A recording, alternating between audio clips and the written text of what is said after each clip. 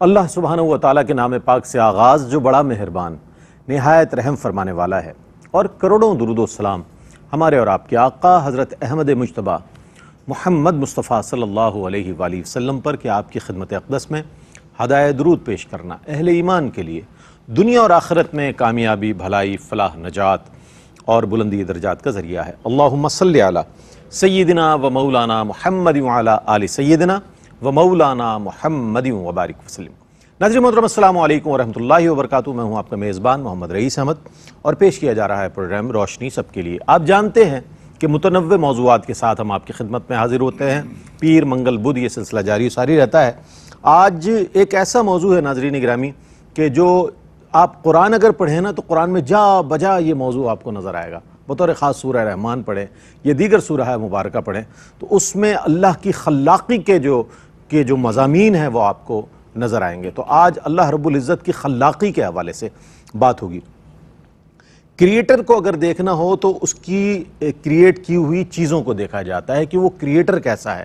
تو جو خالق کائنات ہے اس کی معرفت کے لیے ہم ظاہر مناظر قدرت کو دیکھتے ہیں، مظاہر قدرت کو دیکھتے ہیں، پھر کہتے ہیں سبحان اللہ، یعنی اللہ کی تعریف کر رہا ہوتا ہے انسان جب قدرتی مناظر دیکھتا ہے، محیر العقول چیزیں دیکھتا ہے کہ یہ کیسے تخلیق فرمائی اللہ رب کریم نے، تو اللہ کی تعریف کرتا ہے۔ اور یہی جا بجا قرآن کریم میں فرمایا گیا کہ تم غور و فکر کیوں نہیں کرتے۔ جب انسان غور و فکر کرے گا تو اللہ کی عظیم ہستی سے اس کو پیار ہو جائے گا کہ کیسے عظیم رب کے ہم بندے ہیں اور کیسے عظیم رب کی ہم بندگی کرتے ہیں، کیسے عظیم رب کی عبادت کرتے ہیں۔ تو آج کا موضوع بھی اسی حوالے سے ہے، وہ چاہے تو نظام کو تبدیل کر کے کوئی چیز کر دے، جیسے مثال کے طور پر مرد سے عورت کو یا عورت کو مرد سے پیدا کر دے، یہ بھی نظام کا ایک وہ ہے۔ پھر ایک کائنات کا تخلیق کرنا ہے، پوری کائنات کا، اور ایک یہ جو جن و انس ہے ان کی پیدائش کا عمل ہے۔ یہ ساری چیزیں جو ہے آج انشاءاللہ اس پر ڈسکس کریں گے، اور بہت سے ایسے سوالات جو آپ کے اور میرے ذہنوں پر دستک دے رہے ہیں انشاءاللہ ان کو بھی شامل کریں گے تاکہ آج کے موضوع کو صحیح طور پر اس کی وضاحت ممکن ہو سکے اور اس موضوع میں موجود جو پیغام ہے وہ آپ تک پہنچ سکے۔ اس سلسلے میں ہم اپنی رہنمائی کے لیے، آپ کی رہنمائی کے لیے درخواست کرتے ہیں علماء حضرات کو کہ وہ تشریف لائیں اور اپنے وقی مطالعے کی روشنی میں ہمارے سوالات کے جوابات عنایت فرمائیں۔ ممتاز و معروف عالم دین علامہ لیاقت حسین اظہری صاحب میرے دائیں جانب تشریف فرمائیں۔ السلام علیکم ورحمۃ اللہ وبرکاتہ۔ السلام ورحمۃ اللہ وبرکاتہ۔ اور میرے بائیں جانب تشریف فرمائے ممتاز و معروف عالم دین علامہ مفتی محمد آصف صاحب۔ السلام علیکم ورحمۃ اللہ وبرکاتہ۔ اچھا علامہ صاحب، آپ کی جانب آتے ہیں۔ اللہ تعالیٰ بے شک خالق کائنات ہے اور کائنات کا جو نظام ہے وہی چلا رہا ہے۔ اس حوالے سے فرمائیے گا کہ ایک تو کائنات کو اس نے پیدا فرمایا، اس کی شان خلاقی، اور ایک انسان کو پیدا فرمایا جس پر ہم غور کرتے ہیں، حیرت میں پڑ جاتے ہیں کہ وہ کیسا خالق ہے کہ اس نے ایسی کائنات تخلیق فرمائی، وہ کیسا خالق ہے کہ جس نے انسان جیسی ایک عظیم مخلوق پیدا فرمائی۔ کیا فرمائی؟ جی بہت شکریہ رئیس بھائی۔ بالکل رب تبارک و تعالیٰ نے زمین و آسمان کو بھی پیدا کیا اور فرمایا کہ ان فی خلق السماوات والارض واختلاف اللیل والنہار لآیات لأولی الالباب۔ یہ زمین و آسمان کی تخلیق میں، یہ گردش لیل و نہار میں رب تبارک و تعالیٰ کی قدرت کی نشانیاں ہیں عقل والوں کے لیے۔ بے شک بے شک۔ یہ ساری کائنات کو دیکھیں، الم نجعل الارض مہادا والجبال اوتادا وخلقناکم ازواجا، یہ سب کچھ رب تبارک و تعالیٰ نے بنایا۔ آسمان کو بنایا اور ستاروں کو مزین و آراستہ کیا، اس کو منور کیا۔ لیکن جیسے آپ نے فرمایا کہ اس کی ساری کائنات کے اندر جو سب سے زیادہ خوبصورت اور اس کا شاہکار ہے وہ حضرت انسان ہے۔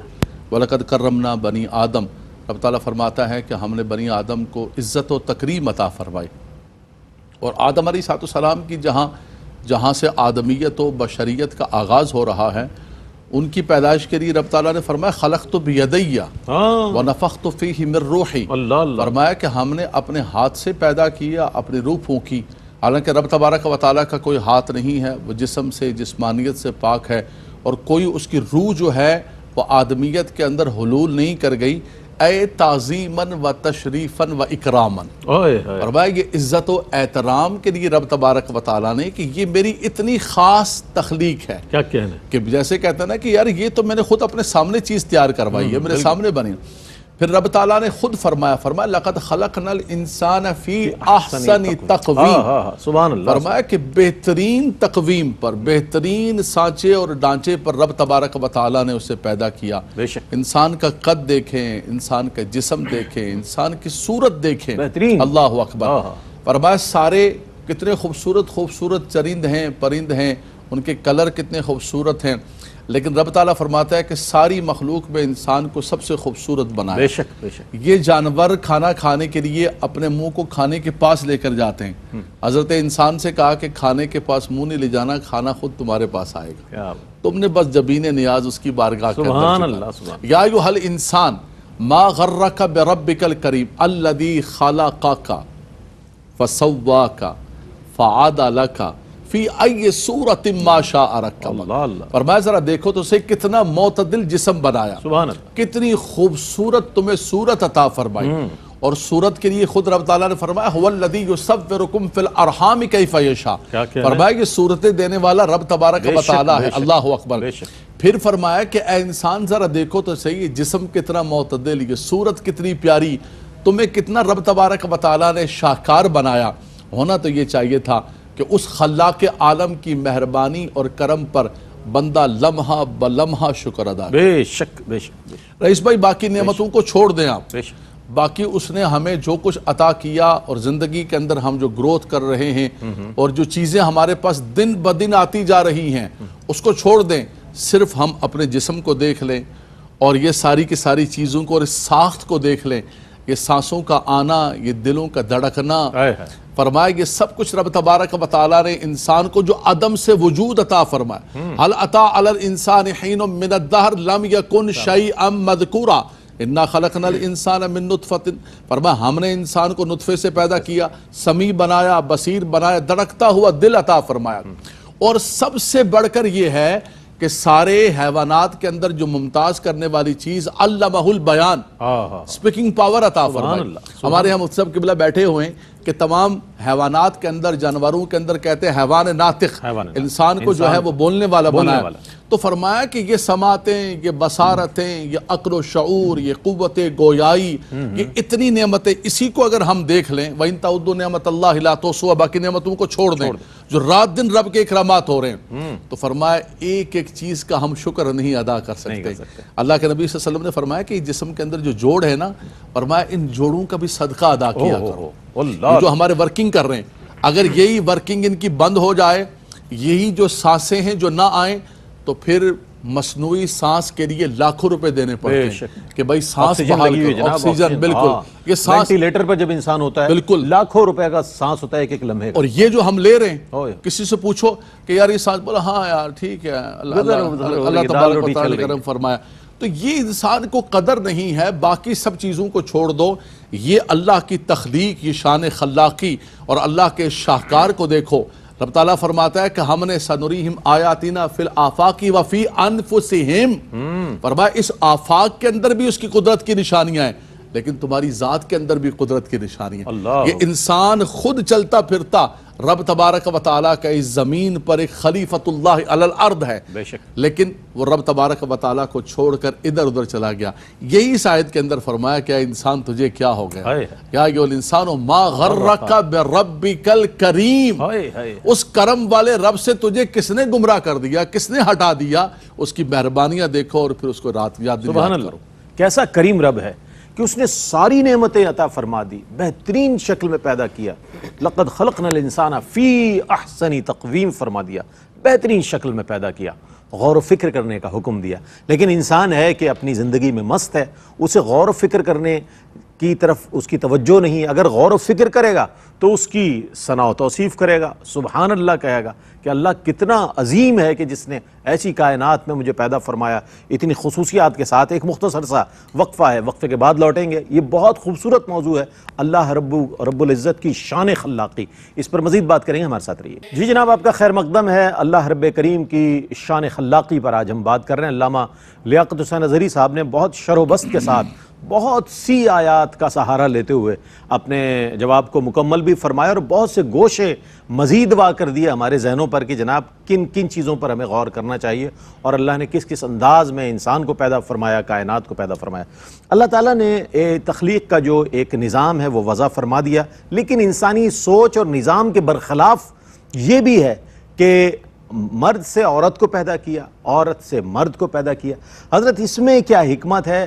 کیا وہ اپنی مخلوق کو اپنی قدرت ظاہر کر رہا ہے؟ اس میں کیا حکمت ہے؟ اس میں اعوذ باللہ من الشیطان الرجیم، بسم اللہ الرحمن الرحیم۔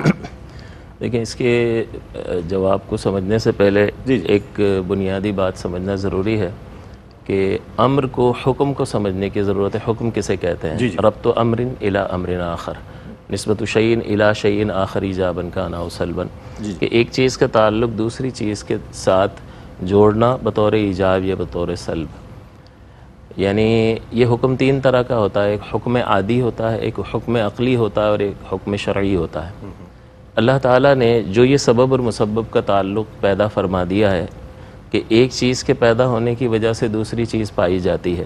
اب کھانا کھاؤ گے بھوک مٹ جائے گی، تو ہمیں اس تجربے اور تکرار کی وجہ سے کہ بار بار کھانا کھایا تو ہمیں پتہ چل گیا کہ کھانا بھوک مٹاتا ہے، پانی پیاس بجھاتا ہے۔ تو ایسا معاملہ کہ جو تجربے اور تکرار کے بعد ثابت ہو اس کو حکم عادی کہتے ہیں، کہ عادت اللہ تعالیٰ نے یہ مقرر فرمائی کہ یہ کام کرو گے تو یہ چیز پیدا ہو جائے گی۔ عقلاً اس کے برخلاف بھی ہو سکتا ہے، جس کو ہم خرق عادت کہتے ہیں۔ اور ایک حکم عقلی ہوتا ہے کہ دو اور دو ایک اور ایک جو ہے وہ جمع دو ہوتا ہے، دو اور دو جمع چار۔ جسم ضرور جگہ گھیرے گا، اگر جسم ہوگا تو یا تو ساکن ہوگا یا متحرک ہوگا، دونوں سے خالی نہیں ہو سکتا۔ ایک ہی وقت میں ایک جسم متحرک بھی ہو اور ساکن بھی ہو، یہ جمع نہیں ہو سکتے ہیں۔ اجتماع بھی محال ہے اور ارتفاع بھی محال ہے، اس کو حکم عقلی کہتے ہیں اور اس کے خلاف نہیں ہو سکتا۔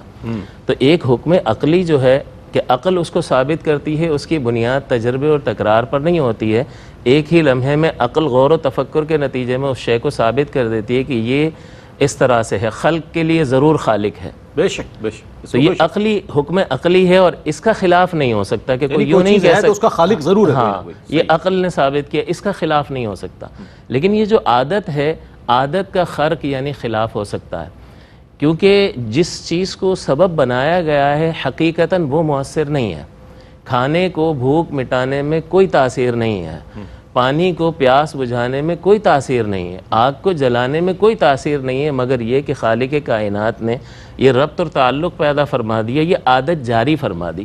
اب یہاں عادت جاری فرما دی، آپ کوئی چیز چھوڑتے ہیں تو نیچے گر جاتی ہے، بالکل یہ کشش ثقل کی وجہ سے ہے۔ لیکن خلا میں کیا ہوتا ہے؟ وہاں یہ وزن ختم ہو جاتا ہے اور وہاں وہ عادت جاری فرما دی۔ تو اب جب ہم نے یہ سمجھ لیا کہ جو عادت، یہ سبب اور مسبب کا تعلق جو اللہ تعالیٰ نے قائم فرمایا ہے، یہ اللہ تعالیٰ کا جاری کردہ ایک نظام ہے اور اس میں بھی مؤثر حقیقی خالق کائنات ہے، اور اللہ تعالیٰ اس عادت کے خلاف چاہے تو بالکل کر سکتا ہے۔ خرق عادت اسی کو کہتے ہیں، بلکہ اللہ کے نبی معجزہ جو دکھاتے ہیں اس کو ہم کیا کہتے ہیں کہ خلاف عادت کام ہے۔ اللہ کے جو اولیاء ہوتے ہیں وہ بھی خلاف عادت کام، جیسے قرآن اس پر شاہد ہے کہ حضرت سلیمان علیہ السلام کے امتی آصف بن برقیہ تخت بلقیس کو لے کر آ گئے، تو یہ عادتاً تو یہ ممکن نہیں ہے، خلاف عادت۔ تو عادت کا خرق ممکن ہے۔ تو جس نے عادت کو پیدا فرمایا، کیا وہ عادت کا پابند ہے؟ ہرگز نہیں۔ ایک نظام بنا دیا، اس نظام کے تحت سبب اور مسبب کا تعلق ہے، جب بھی سبب پایا جائے گا مسبب پایا جائے گا، لیکن اس وقت کہ جب خالق کائنات اس میں تاثیر پیدا فرمائے گا۔ اب انسان کا وجود جو ہے عورت اور مرد کے اختلاط سے پیدا ہوتا ہے، یہ اللہ تعالیٰ نے ایک سبب اور مسبب کا تعلق عادت یہ جاری فرما دی، لیکن کئی بار ایسا ہوتا ہے کہ اس اختلاط کے باوجود اللہ تعالیٰ تاثیر نکال لیتا ہے تو اولاد نہیں ہوتی ہے۔ تو اللہ تبارک و تعالیٰ جب بھی چاہے خرق عادت فعل کو صادر فرماتا ہے اور اپنی قدرت کا اظہار فرماتا ہے۔ جیسا کہ پانی کی عادت اس نے بنائی، رقت اور سیلان، وہ بہے گا، وہ کھڑا نہیں رہ سکتا، لیکن حضرت موسیٰ علیہ السلام اور آپ کی قوم بنی اسرائیل کے لیے اللہ تعالیٰ نے پانی کو کھڑا کر دیا اور پانی میں راستہ بنا دیا یا نہیں؟ تو وہ عادت کے خلاف اللہ تعالیٰ نے، تو اللہ عادت کا پابند نہیں ہے۔ حضرت ابراہیم علیہ السلام کے لیے آگ سے فرما دیا کونی بردن، حالانکہ آگ کا کام تو جلانا ہے، تو یہ تاثیر اور عادت تو اللہ نے جاری فرمائی، تو اللہ اس عادت کا خرق بھی فرما سکتا ہے۔ یہ معراج کا جو معجزہ ہے، اتنا عظیم سفر، عقل تو مانتی ہے کہ ممکن ہے، ہو سکتا ہے، لیکن عادت کہتی ہے عادتاً ایسا محال ہے، محال عادی ہے، لیکن اللہ تعالیٰ نے فرمایا سبحان کو کیا مشکل ہے، اسے کیا مشکل ہے کہ اسی نے یہ عادت مقرر کی ہے کہ اتنی تیزی سے اتنی دور کا سفر انسان اتنے مختصر وقت میں نہیں کر سکتا، محال عادی ہے، لیکن عادت ایسی ہے، عادت اللہ تعالیٰ اس عادت کا خرق کر سکتا ہے۔ تو معلوم ہوا کہ یہ عادات اور یہ سبب اور مسبب کا تعلق خالق کائنات ہی نے پیدا فرمایا، لہٰذا اس تعلق کے پیدا کرنے سے کہیں وہ اس نظام کا محتاج نہیں ہو گیا، وہ اس نظام سے فوق ہے، اس کی قدرت اور طاقت جو ہے اس سے بالاتر ہے، لہٰذا جب چاہے گا وہ مرد سے عورت کو پیدا کرے گا، جب چاہے گا عورت سے مرد کو پیدا کر دے گا۔ حضرت آدم علیہ السلام کی تخلیق بغیر والدین کے کیا نہیں کر کے دکھا دی، تو وہ عادت کا محتاج نہیں ہے۔ اسی طرح سے حضرت حوا کی تخلیق کو دیکھیں، حضرت عیسیٰ علیہ السلام کی تخلیق کو دیکھیں، تو یہ سارے خلاف عادت کام جو اللہ تعالیٰ نے جاری فرما کر اپنی عظیم قدرت کا اظہار فرمایا کہ میں کسی نظام کا، میں کسی یہ سبب اور مسبب کے تعلق کا اور کسی عادت کا پابند نہیں ہوں، بلکہ میں عادت بنانے والا ہوں، جو میں نے جاری کر دیا وہ بھی سبب اور مسبب کا کام جو ہے وہ میرے کہنے کے مطابق ہی سبب اثر کرتا ہے اور مسبب پیدا ہو جاتا ہے، لیکن جب میں چاہوں تو سبب پایا جائے لیکن مسبب نہ پایا جائے۔ اور اسی طرح سے اللہ تعالیٰ فوق ہے ہر چیز پر، جیسا بھی عادت کا خرق چاہے وہ عادت کا خرق کر سکتا ہے، لہٰذا یہ خرق عادت کام اللہ تعالیٰ کے لیے کوئی مشکل نہیں ہے، اور وہ اپنی عظمت کا اظہار اس طرح سے بندوں کے سامنے فرماتا ہے۔ نظام بھی اس نے وضع فرمایا، پھر عادت کے برخلاف اگر کوئی عمل ہو رہا ہے اس پر بھی وہ مکمل طور پر قدرت اور دسترس رکھنے والی ذات ہے، جسے ہم اللہ رب کریم کہتے ہیں ان اللہ علی کل شیء قدیر، بے شک اللہ تعالیٰ ہر چیز پر قادر ہے، اور جب قادر ہے تو اس کے لیے کوئی مشکل نہیں ہے کوئی کام، کسی کام کا ہو جانا۔ اب اسی تناظر میں ایک اور سوال، حضرت زکریہ علیہ السلام اور حضرت سیدنا ابراہیم علیہ السلام، بزرگ انبیاء علیہ السلام اور ایسی عظیم المرتبت ہستیاں کہ جن کا ذکر قرآن میں بھی ملتا ہے۔ اب یہ بھی ایک عادت کے برخلاف ایک چیز کہ عام طور پر یہ سمجھا جاتا ہے انسان جوان ہے، اپنی عمر کے اس حصے میں ہے تو اس کو اللہ تعالیٰ اولاد سے نواز رہا ہے، لیکن یہاں پر دیکھیں تو یہاں بھی عادت کے برخلاف بزرگی میں ان کے عمر کے اس حصے میں انہیں اللہ تعالیٰ اولاد عطا فرما رہا ہے کہ جس میں عام طور پہ انسانی سوچ نہیں جاتی۔ کیا فرمائے گا علامہ صاحب اس حوالے سے؟ میں چاہتا ہوں روشنی ڈالیں۔ جی بالکل، رب تبارک و تعالیٰ فرماتا ہے یخلق ما یشاء یہب لمن یشاء اناثا ویہب لمن یشاء الذکور او یزوجہم ذکرانا واناثا ویجعل من یشاء عقیما۔ فرمایا میں کسی کو بیٹے دیتا ہوں، کسی کو بیٹیاں صرف دیتا ہوں، کسی کو دونوں دیتا ہوں، اور کسی کو میں بانجھ رکھتا ہوں۔ فرمایا کہ سب کچھ میرے دست قدرت میں ہے۔ جن انبیاء کرام علیہ السلام کا آپ نے ذکر فرمایا، بالخصوص حضرت زکریا علیہ السلام اللہ تعالیٰ سے دعا مانگتے رہتے تھے کہ خدایا تو اولاد عطا فرما دے، رب حب لی من لدنک ذریۃ طیبۃ انک سمیع الدعاء۔ اور ایک اور بڑی پیاری بات ان کی قرآن نے ذکر فرمائی، اور یہی لوگوں کے لیے پیغام بھی ہے۔ ہم رئیس بھائی چھوٹی چھوٹی چیزوں سے مایوس ہو جاتے ہیں، لیکن حضرت زکریا علیہ السلام جیسے آپ نے فرمایا، مصعب نے بہت خوبصورت بیان فرمایا کہ ایک عادت ہوتی ہے عمر کی کہ جس کے اندر اولاد ہوتی ہے، وہ عمر گزر چکی، 100 سال سے زیادہ آپ کی عمر ہو چکی ہے، آپ کی بیوی بھی بوڑھی ہو چکی ہیں، لیکن آپ ایک بات فرمایا کرتے تھے جس کو قرآن نے نقل کرے، قال رب انی وہن العظم منی واشتعل الرأس شیبا ولم اکم بدعائک رب شقیہ۔ خدا میرے بال بھی سفید ہو گئے اور یہ ہڈیوں کے اندر گودا بھی ختم ہو گیا ہے، کچھ نہیں ہے بظاہر، لیکن ایک بات ہے، لم اکم بدعائک رب شقیہ، کیا کہنا، کبھی بھی میں نے دعا مانگی تو تیری بارگاہ سے میں کبھی ناکام نہیں ہوا، مایوس نہیں ہوا۔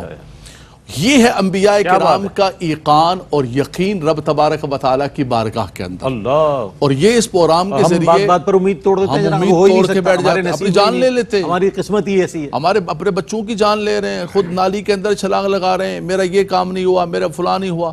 انبیاء کرام سے بڑھ کر کون ہو سکتا ہے اللہ کا محبوب؟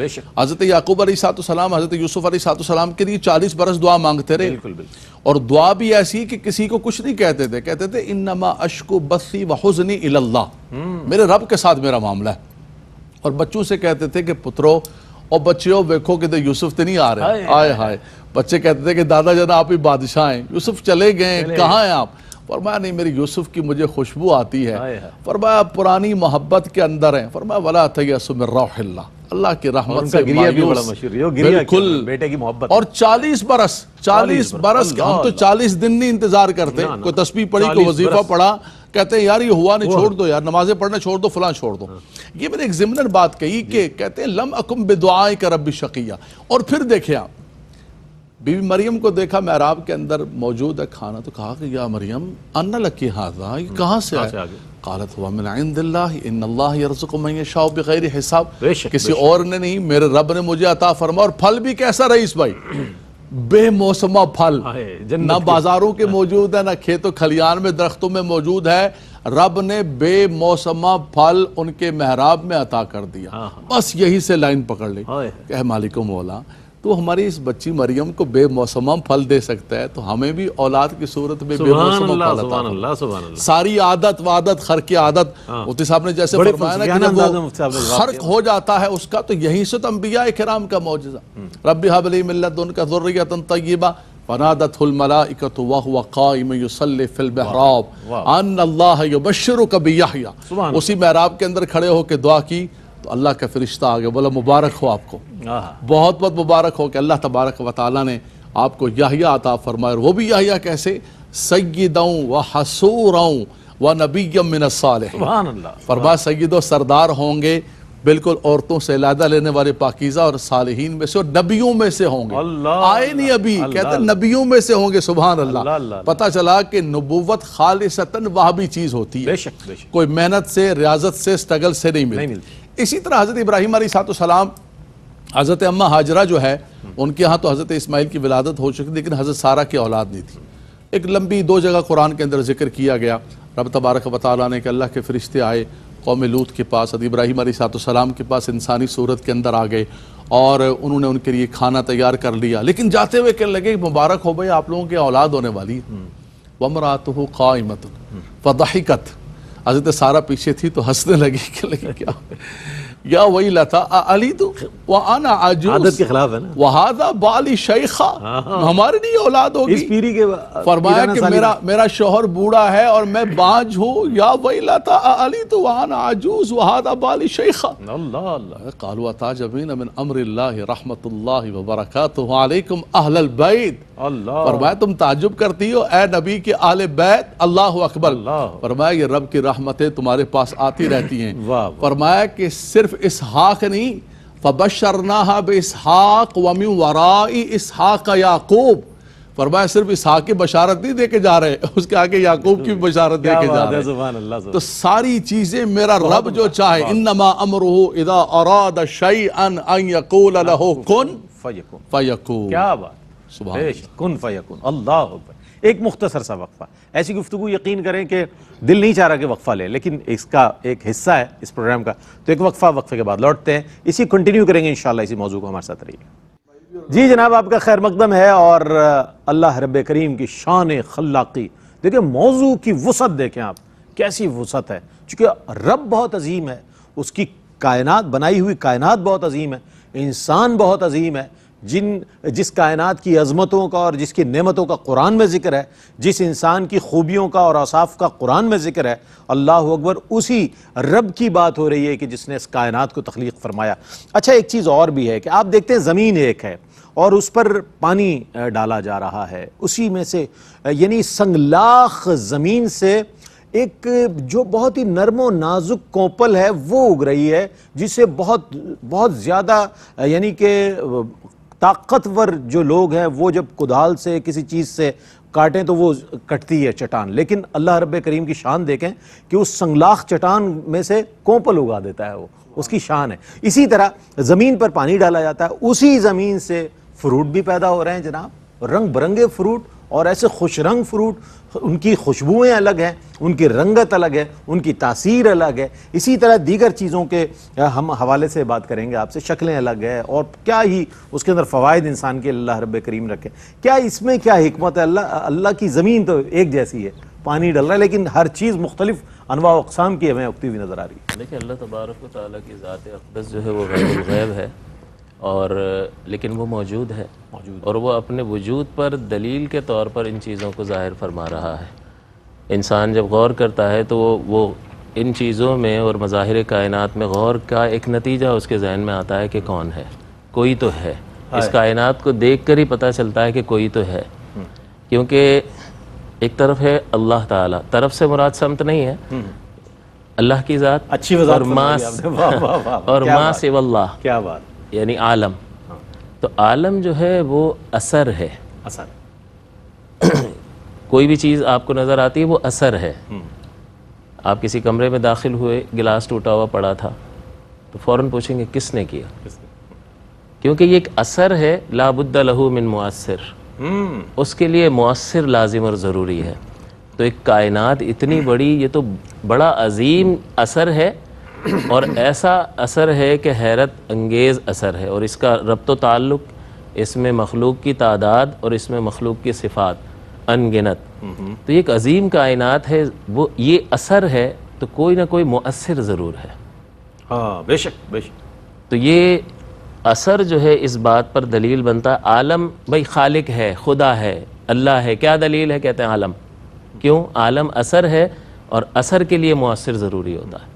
اور اللہ تبارک و تعالیٰ نے، آپ دیکھیں کہ کتنی پاسبلٹیز ہیں کہ پھل جو ہے، جب دو چیزیں برابر ہوں، استوا پر ہوں، عدم اور وجود، تو ایک چیز ہوگی بھی اور نہیں بھی ہوگی، ہو بھی سکتی ہے اور نہیں بھی ہو سکتی۔ پھل کا پیدا کرنا ممکن، اب پیدا کرے نہ کرے، سورج کا بنانا ممکن، بنائے نہ بنائے، اس کائنات کا بنانا ممکن۔ تو وجود و عدم، ممکن کا وجود و عدم دونوں برابر ہوتے ہیں۔ تو جب ترازو کے دو پلڑے برابر ہوں تو وہ ایک طرف کب جھک سکتا ہے؟ کہ جب کوئی خارجی طاقت آ کر اس میں شامل ہو جائے، ہاں ترجیح پیدا کر دے، ورنہ ترجیح بلا مرجح باطل ہوتی ہے۔ تو ایک کوئی ہے کہ جو اثر دکھا رہا ہے اور یہ فیصلہ کر رہا ہے کہ اب تک تو اس کو معدوم رکھنا ہے اور اب وجود دے دینا ہے۔ کیا اچھی بات کہی۔ تو جیسے ہی وہ وجود کا فیصلہ ہوتا ہے تو شے عدم سے وجود میں آ جاتی ہے، اور وہ بھی اس کی مرضی پر منحصر ہے، اس کی مرضی پر منحصر ہے، وہی فیصلہ فرماتا ہے، وہی یہ تاثیر، کیسے، جی وہی یہ تاثیر۔ اسی لیے قدرت کو صفت مؤثرہ کہا جاتا ہے کہ قدرت جو ہے، اور ارادہ بھی صفت مؤثرہ ہے کہ وہ اثر دکھاتا ہے، تو عدم سے وجود کا فیصلہ ہو جاتا ہے ارادے سے، اور قدرت جو ہے واقعتاً اس کو عدم سے وجود میں لے کر آ جاتی ہے۔ تو اب جب آپ دیکھتے ہیں کہ بھئی ایک پھل بنانا ہے، کروڑوں سائز ہو سکتے ہیں، کروڑوں رنگتیں ہو سکتی ہیں، کروڑوں ذائقے ہو سکتے ہیں، کون ہے مخصص؟ اس کا سائز یہ ہوگا، لا بد لہ من مخصص، ایک ذات جو ہوگی وہ خارجی ذات ہوگی، وہ ضرور یہ طے کرے گی، فیصلہ کرے گی، جس کا فیصلہ نافذ ہوگا، جس کے نتیجے میں اس کا جو بھی سائز ہوگا وہ معین ہوگا۔ ایک کروڑوں رنگوں میں سے ایک رنگ اس پھل کا یا اس پھول کا یا اس پتے کا ہوگا، ایک خارجی طاقت ہوگی جو یہ فیصلہ کرے گی، اور پلڑے کا برابر جو وزن ہے وہ ایک طرف جھکا دے گی۔ کیا بات، سائز کروڑوں ہو سکتے ہیں، گول بھی ہو سکتا ہے، چوکور بھی ہو سکتا ہے، تکون بھی ہو سکتا ہے۔ زمین کو گول بنانا ہے تو کروڑوں سائز میں سے ایک سائز کا، ایک ڈیزائن کا انتخاب، اس کا مطلب یہ ہے کہ کوئی ایک طاقت ہے جو یہ فیصلہ کر رہی ہے کہ جو اتنے امکانات میں سے ایک امکان کو علیحدہ کر رہی ہے، وہ کون ہے؟ وہ اللہ تعالیٰ کی ذات اقدس ہے۔ تو لہٰذا جتنی بھی رنگتیں ہیں، جتنے بھی یہ ذائقے ہیں، اور جتنی بھی یہ بناوٹیں ہمیں نظر آ رہی ہیں، اللہ تبارک و تعالیٰ کی ذات اقدس پر، اس کے وجود پر، اور اس کے زبردست وسیع علم پر، اور اس کی انتہائی عظیم قدرت پر دلالت کرتا ہے۔ یعنی کہ صرف لذت کام و دہن نہیں بلکہ غور و فکر بھی کرنا ہے۔ ہم ان چیزوں سے لطف اٹھاتے ہیں، بڑے لطائف حاصل ہوتے ہیں ہمیں، جناب کیسے کیسے اللہ نے پھل فروٹ ہمارے لیے انواع اقسام کی چیزیں پیدا فرمائی، اس پر غور کریں، اسے پیدا کرنے والے کے لیے آپ تعریفی کلمات کہیں، سبحان اللہ، الحمدللہ، تو یعنی یہ چیز کی تعریف ہوگی۔ اچھا، اب یہ بھی ایک چیز علامہ صاحب فرمائیے گا کہ یہ جو دنیا ہے 3 حصے پانی ہے، 1 حصہ خشکی ہے، یہ بھی بظاہر ہم جو دیکھتے ہیں۔ اچھا، اللہ رب کریم کی شان تخلیق تو ہے ہی کمال، اور اس نے یہ بھی فرمایا کہ ہم نے ہر شے کو پانی سے پیدا کیا ہے۔ میں چاہتا ہوں اس پر کچھ فرمائیے گا۔ بالکل، رب تعالیٰ نے فرمایا، قرآنی مضمون، سبحان اللہ، رب تعالیٰ نے فرمایا وَجَعَلْنَا مِنَ الْمَاءِ كُلَّ شَيْءٍ حَيٍّ، فرمایا کہ ہم نے ہر چیز کو جو زندگی دی ہے، اس زندگی کی جو بنیاد ہے وہ پانی ہے۔ وَأَنزَلْنَا مِنَ السَّمَاءِ مَاءً مُبَارَكًا، فرمایا ہم نے آسمان سے مبارک پانی نازل فرمایا، اور پھر اس سے ہم نے زمین کے اندر پھل پیدا فرمائے، مختلف رنگ کی چیزیں پیدا فرمائیں، اسے کھجور کے باغات اور انگور کے باغات. فرمایا بظاہر یہ زمین مردہ تھی، لیکن رب تبارک و تعالیٰ نے وہ جو پانی اتارا تو اس کے اندر حیات عطا فرمائی. وَآیَةٌ لَهُمُ الْأَرْضُ الْمَيْتَةُ أَحْيَيْنَاهَا وَأَخْرَجْنَا مِنْهَا حَبًّا فَمِنْهُ يَأْكُلُونَ. فرمایا اس زمین کے سینے کو چیرا اور فرمایا کہ اس میں سے ایک دانہ، ایک کمپل نکلی اور اس میں سے فرمایا پھل. وَجَعَلْنَا مِنَ الْمَاءِ. فرمایا یہ رب تبارک و تعالیٰ نے اس پانی کے ذریعے عطا فرمایا. پھر اس پہ سے باغات بنائے من نخیل وعناب وفجرنا فیہا من العیون. فرمایا اسی پانی کے ہم نے چشمے جاری و ساری فرمایا. کیسے جاری؟ پتھر کو چیر کے اس میں سے پانی نکل رہا ہے، کیا چٹانوں میں سے پانی نکل رہا ہے. یہ رب تبارک و تعالیٰ کی قدرت کے جلوے ہیں. جیسے مصطفیٰ فرما رہے تھے کہ مختلف رنگوں کے دیکھیں پھل ہے، چیزیں ہیں، درخت ہیں. اسی طرح انسان کا بھی فرمایا کہ وہ اختلاف السنتکم و الوانکم. مفتی صاحب جب بول رہے تھے تو مجھے یاد آیا یہ سورہ روم کے اندر پوری ایک ترتیب ہے ومن آیاتہ ومن آیات. اس کے اندر یہ بھی فرمایا کہ یہ انسانوں کے جو مختلف زبانیں ہیں، مختلف رنگ ہیں. کوئی چائنیز بول رہا ہے، کوئی جاپنیز بول رہا ہے، کوئی چومپا یوئی ون ون سوئے کر رہا ہے. بھائی یہ کس نے سکھائے تمہیں؟ یہ کہاں سے آئے؟ بولا رب نے سکھائے. اسی لیے فرمایا کسی کی زبان کا مذاق نہ اڑاؤ. کہ رب تبارک و تعالیٰ فرماتا ہے کہ زبانیں بھی ہم نے عطا فرمائی ہیں. فرمایا یہ سب کے سب جو ہے نا، کسی کی شکلیں کیسی ہیں، کسی کی شکلیں کیسی ہیں. فرمایا کہ یہ رب تبارک و تعالیٰ نے سب کچھ عطا فرمایا. تم کہتے ہو کہ کیسے پیدا کرے گا؟ فرمایا ہم نے انسان کو پیدا کیا، ہم نے یہ زمین و آسمان کو پیدا کیا، لیکن اس کی بنیاد پانی رکھی ہے. انسان کی تخلیق کے لیے بھی نطفہ فرمایا، زمین کے اثر سے فرمایا. اسی طرح ہر چیز، کھیت و کھلیان کو دیکھیں، ثمرات کو دیکھیں، پھل کو دیکھیں، ہر چیز کو دیکھیں، کہ رب تبارک و تعالیٰ نے پانی کی ایک چیز عطا فرمائی. تو اصل چیز یہ ہے کہ ان تمام اللہ کی چیزوں کو دیکھ کر، جیسے مفتی صاحب جو ہے مؤثر کی بحث کر رہے تھے، تو تبادر ذہنی یہی کہتا ہے کہ کوئی تو ہے جو نظام ہستی چلا رہا ہے، وہی خدا ہے، وہی خدا ہے. فرمایا تم کہتے ہو خدا کا وجود نہیں ہے، کچھ بھی نہیں ہے، ایسے سسٹم چل رہا ہے. فرمایا ایسے کیسے سسٹم چل سکتا ہے؟ وہ ہلکا سا اشارہ دوں گا. وہ ایک ملحد کہنے لگا کہ تمہارا کوئی خدا نہیں ہے، تمہارے بڑے عالم کو لے کر آؤ. حضرت امام اعظم ابو حنیفہ تشریف لے جا رہے تھے اور آپ تھوڑا لیٹ ہو گئے. تو کہا جی اتنے لیٹ کیوں ہو گئے؟ آپ نے فرمایا کہ میں معافی چاہتا ہوں، اصل میں دریا پر پہنچا تو کشتی نہیں تھی. پھر اچانک ایک درخت جو ہے وہ خود نیچے گر گیا، پھر اس کے خود جو ہے وہ پھٹے بن گئے، پھر اسے خود کشتی تیار ہوگی، میں اسے کشتی سے بیٹھ کے آ گیا. بولے یار اتنے بڑے عالم ہو، کیسی باتیں کر رہے ہو، یہ کیسے خود ہو سکتا ہے؟ فرمایا کشتی نہیں بن سکتی تو یہ سارا نظام کائنات کیسے بن سکتا ہے؟ کوئی تو ہے جو نظام ہستی. فرمایا اگر کسی شخص کے پاس، حضرت امام اعظم ابو حنیفہ نے فرمایا کہ اگر کسی کے پاس کوئی مبلغ نہ بھی پہنچے، فرمایا کہ وہ یہ نظام کائنات کو دیکھ کر کم از کم اس بات پر ایمان لے کر آئے گا کہ کوئی ذات ہے جو اس سارے نظام کو چلانے والی ہے. ربنا ما خلقت هذا باطلا سبحانک فقنا عذاب النار. کیا کہنے علامہ صاحب، کیا کہنے. بہت شکریہ ادا کروں گا آپ کی تشریف آوری کا. مفتی صاحب آپ تشریف لائے، اور جب غور و فکر کریں گے آپ اللہ کی بنائی ہوئی چیزوں اور مظاہر قدرت اور مناظر قدرت پر، تو یہی آپ کہیں گے کوئی تو ہے جو نظام ہستی چلا رہا ہے، وہی خدا ہے. دکھائی بھی جو نہ دے نظر بھی، جو آ رہا ہے وہی خدا ہے. تلاش اس کو نہ کر بتوں میں، وہ ہے بدلتی ہوئی رتوں میں. جو دن کو رات اور رات کو دن بنا رہا ہے وہی خدا ہے. اللہ تعالیٰ کی بنائی ہوئی کائنات پر غور و فکر کریں، اللہ کی حمد و ثنا کریں، ہر وقت اللہ کی حمد و ثنا کریں کہ پروردگار عالم کیسی عظیم ذات ہے تیری کہ تو نے اتنی خوبصورت کائنات بنائی اور اس میں ہمیں تو نے پیدا فرمایا اپنی بندگی کے لیے. اسی پیغام کے ساتھ اپنے میزبان محمد رئیس احمد کو اجازت دیجیے. اللہ حافظ.